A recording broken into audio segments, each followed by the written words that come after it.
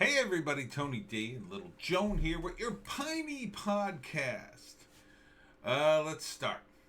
New Jersey beer virus vaccine delivery short by 20%. Oh no. Um, but oddly, here's the weird thing, and this is more of a national thing, not Jersey, but the CDC is prioritizing um, people in the front lines, the medical workers, over old people. They say because most of the old people are white and therefore have white privilege and have lived longer, and they need to prioritize the healthcare workers because there are more people in color in that group. I don't get how they could do that, how that's not discriminatory and totally illegal. Um, I would think there are old people of color in some of these nursing homes. I suspect that there are plenty of old people of color out there, and they need the vaccine. The healthcare workers, if they're 50 and under, are 99.99% likely to survive, and they probably already had it. Sure, the older ones. I would definitely vaccinate the older healthcare workers, but come on, let's prioritize the people who are going to die. Anyhow, you can't get anywhere with these woke people or the New Jersey government. Let's get into the numbers just briefly. 3,582 new cases. 3,582 new cases. No, it says there were 3,500 patients in the state's 71 hospitals. Thursday, a decrease from 3,600. Where are the number of cases today? 77 more confirmed deaths on Thursday. Where are the case numbers? It's weird. You probably didn't report the case numbers because they jumped down. That would be my guess. And of course, the 17 deaths, again, we don't know. Are they prioritizing the healthcare workers over the nursing homes because they don't want the deaths to go down? Maybe. I wouldn't put it past them. Governor Murphy's touting a big transformation of New Jersey transit. Whoop-de-doo, Tarantula Town. People can't go to New York. There's no jobs there anymore, Murphy. What are you going to revamp the transit for? So people could go visit the homeless that de Blasio wants to put up in hotels? That's 90% of New Jersey transit. It's just driving across the river and dropping people off in New York, either by bus or ferry or train. And, going to Jersey City and Newark, I suppose. But talking about this, and he mentions Chris Christie, like, oh, Chris Christie screwed everything up and now Murphy's going to fix it. Exactly out of Trump's playbook, which is funny. But good luck selling that. I mean, Christie's been gone a while. Come on. I mean, you've been in office a while, Murphy. And, you're a big revamp of New Jersey transit. Why even bother? I mean, you can't go on it. Everybody's all crammed together. It's gonna be an S show. The transit system. No one has anywhere to go, thanks to you. No one has a job, thanks to you. Oh, but please, show us how you're going to revamp the transit system that half the state's not going to use now. In upbeat news, no severe reactions to the beer virus vaccine in South Jersey, according to officials. But as you can see, our officials aren't exactly reliable. But meanwhile, a mandatory student wokeness bill passed the Senate and in a mostly party line vote. legislation to mandate K through 12 social justice indoctrination. This is a very partisan site, obviously. I finally found the it's Save New Jersey is the Republican New Jersey site. Passed New Jersey Senate on Thursday, a mostly party line vote, 26-13. Not a single Democrat voted against the bill. One Republican, Chris Brown, LD2, voted for it. Well, thanks a lot, Chris Brown. If you're a Republican and you live in Chris Brown's district, remember he voted for wokeness. What's the bill? Well, New Jersey school districts are to implement diversity and inclusion curriculum, one in which includes instruction design per the most recent committee statement to, quote, examine the impact that unconscious bias and economic disparities have at both an individual level and on society as a whole. So social justice will now be officially part of state education. What's more depressing, only 10 Republicans opposed the bill when it overwhelmingly passed the General Assembly shortly before Halloween. So, Brian Bergen, there's more Republicans that voted for it. Wait a minute, what is this? This is the Senate? I don't know all these guys, sorry. Brian Bergen, Kevin Rooney, Antoine McClellan, Eric Simonson, and Chris DePhillips voted for it. All Republicans, all should be voted out of office. If you voted for these Republicans, they voted for woke. It's ridiculous. This is social engineering. It's critical race theory is what it is. And teaching kids like, we got to take to the streets for oppression. I'm against it. So, this kind of woke nonsense doesn't help anybody. It just teaches kids that, you have to treat certain people differently. And that's not a good look. Not a good look. We treat people equally in this country. That's what we're striving for. That's what the woke idiots are supposedly complaining about, that not everybody was treated equally. In order to fix it, they're going to treat people unequally, and that'll somehow fix it? No, it makes no sense. In positive news, let's see. I did that one.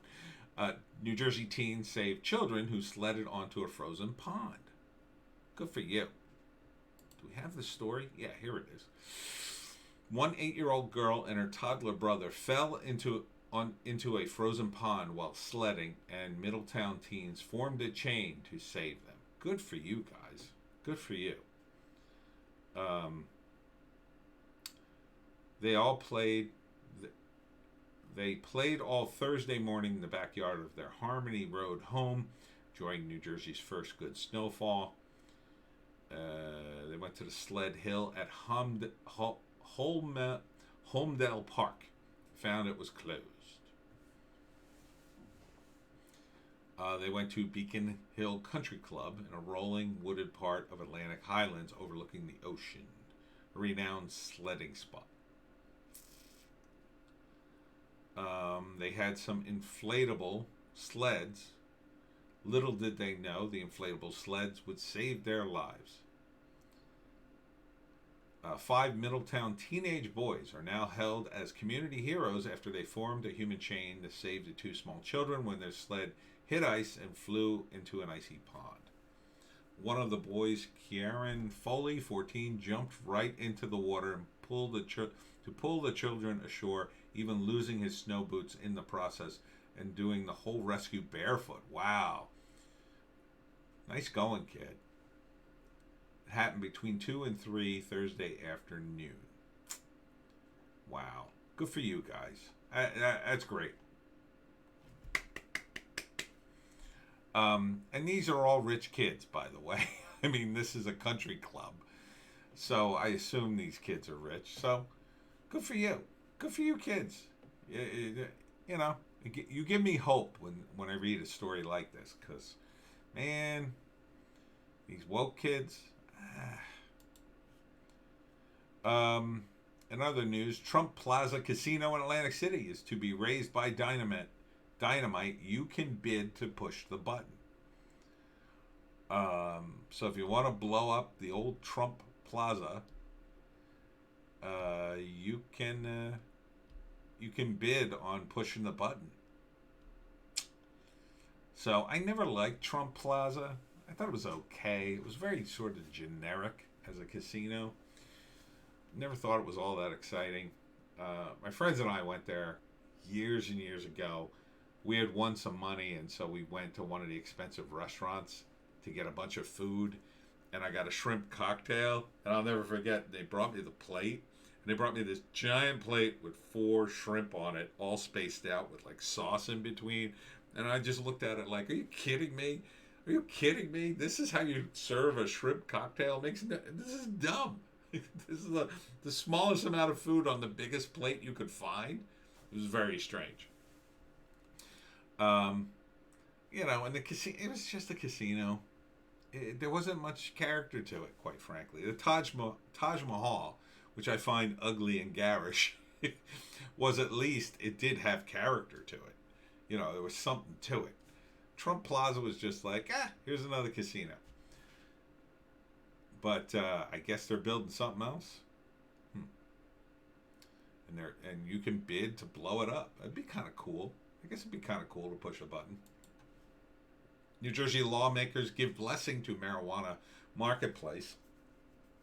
The word is from my friend who, let's say, dabbles in this sort of stuff a lot, is that the prices will actually go up for good weed.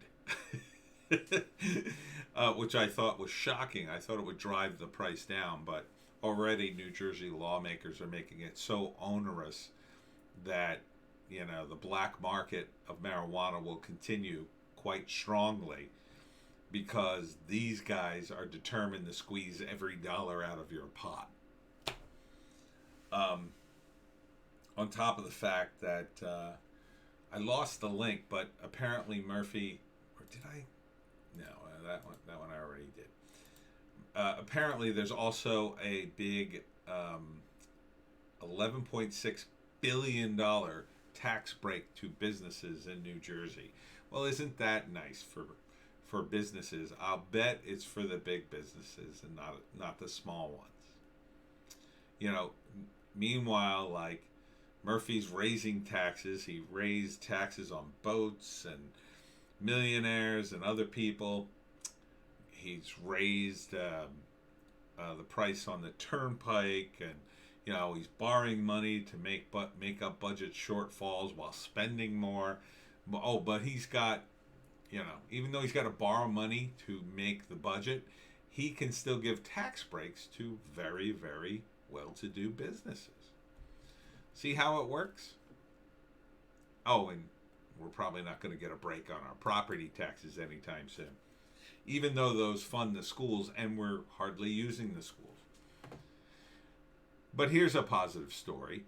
New Jersey's most popular Christmas dish. Now, I didn't read this, so I don't know what it is. In many states around the country, Christmas dinner is a big deal. In New Jersey, Christmas Eve dinner seems to be the primary focus for many. Feast of the Seven Fishes, baby. It could have something to do with the large immigrant population, generational, blah, blah, blah, blah, blah. States like Kentucky favor venison for Christmas dinner. And in Iowa, they prefer pulled pork and prime rib sliders. No surprise that Maryland's favorite dinner on that special day is crab cakes. Yum. And in Maine, it's chowder. Ugh. Most of the other states list dishes or desserts as Christmas favorites, but according to the website Spooniversity.com, New Jersey, it's the Christmas Eve Feast of the Seven Fishes. Yes! Let me tell you about the Seven Fishes. I can tell you about it. I don't need to read the article. So it's like a religious thing, and it's supposed to be like originally you were supposed to fast for Christmas, Then they've reduced it to, well, you only fast one day, and then it turned into, well, you can't eat meat, so we're going to eat fish, something like that. Um, but you the deal is you make 7 different fish dishes, seafood dishes, and there's some traditional ones, but I actually don't like a lot of them, but I do like smelts, fried smelts. That's my favorite. Uh, Shrimp is not supposed to be one, really, traditionally, but I love that even more. Bacala, which I've kind of liked now. I never really liked it. It's like codfish. You soak it for like 3 days, and you do some other stuff to it and put, I think you put like garlic and oil on it. It's pretty good. It's kind of like a whitefish, you know. It's it's good. It's all right. It grew on me. I started eating it. I don't know. Galamad, which is basically calamari, except that I think the galamad salad, it's more like it's cooked, but then it's cold in a salad. Usually with like olives and stuff. I don't like olives. I don't really dig galamad or calamari. Where's some of the other ones? Oh gosh, there's a bunch of others, but I never liked most of them. And in my Italian family, my aunt would make this huge feast. She'd make the 7 fishes and more. And then one year she asked me and my brother, who were kids at the time, what do you like to eat? Because like we didn't eat too many of the fishes, and one of us said, it might have been me, said, "Oh, chicken parmesan." And then the next year, my dad was mortified when my aunt started making us specifically chicken parmesan, which was fantastic, by the way. And it, put a whole spin on it. I would just eat nothing but chicken parmesan. Then I wouldn't even eat any of the fishes. Well, a couple of the smelts, but that was it. So we're not super hardcore on the 7 fishes, but we'll eat some. I'm definitely getting shrimp. I know the shrimp's happening, and I know the bacala is happening. So, and the smelts, those 3. As long as those happen, I'm good. If we don't get to the other 4, well, I mean, if I had my druthers, I'd have sushi for the whole thing, quite frankly. I mean, which is very Japanese, but I can easily cram 7 fishes in the sushi. I can order 7 fishes. I can totally order 7 fishes, and I'd have no problem with that. You just basically get the sushi deluxe. That's like 7 pieces, and there's 7 different fishes. Boom. You're covered. But, yeah, it's not like a super strict thing anymore. Now that it's Italian American, it's been like Americanized. So, and finally, the greatest news in South Jersey ever. Brace yourself, Pineys. Wawa has opened its first drive-through location in South Jersey. Yes.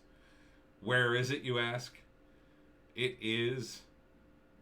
I knew this before, and now I didn't read the article ahead of time. Oh, Burlington County. So it's in Burlington County, and it's going to be great when they do this for all of them. I don't know how they're going to jam a drive-through in my Wawa, because it's always jam-packed. I mean, it's always packed. We have a new super Wawa. They actually tore down one of the oldest Wawas in South Jersey. It was a tiny little Wawa, but a big parking lot that filled up in the morning, and people were standing in line. So they tore that one down. They bought the mini mart with the gas stations next door, tore that down, and then built the super Wawa with gas pumps, parking all the way around the building, and a huge new building. It's beautiful.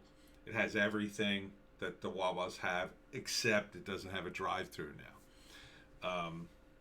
So it's going to be a limited menu, but still, I mean, a Wawa run for hoagies and coffee no longer has to include physically stepping into one of the beloved Philadelphia area convenience stores.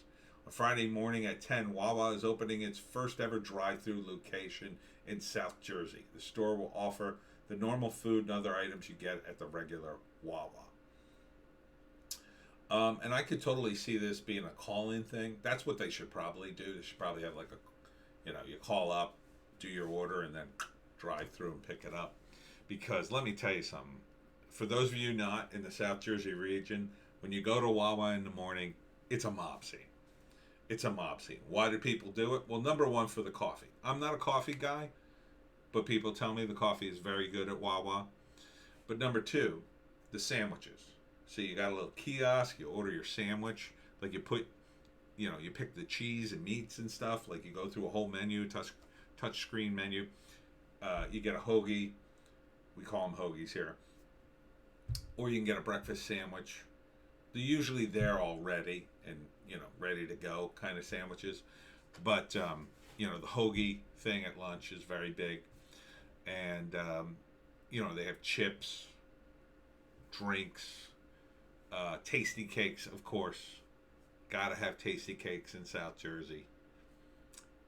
Some of you not in the part of the country with tasty cakes, I feel very bad for you. Very bad for you. Perhaps someone will take pity on you and mail you a Tasty Claire. You are missing out on the greatest taste ever. I know some of you have Royal Farms. We now have the competing Royal Farms here. And I have to say, the chicken's good. But a Wawa hoagie cannot be beat. Pickles on the side, of course. That's it, Pineys. We'll see you in the next video.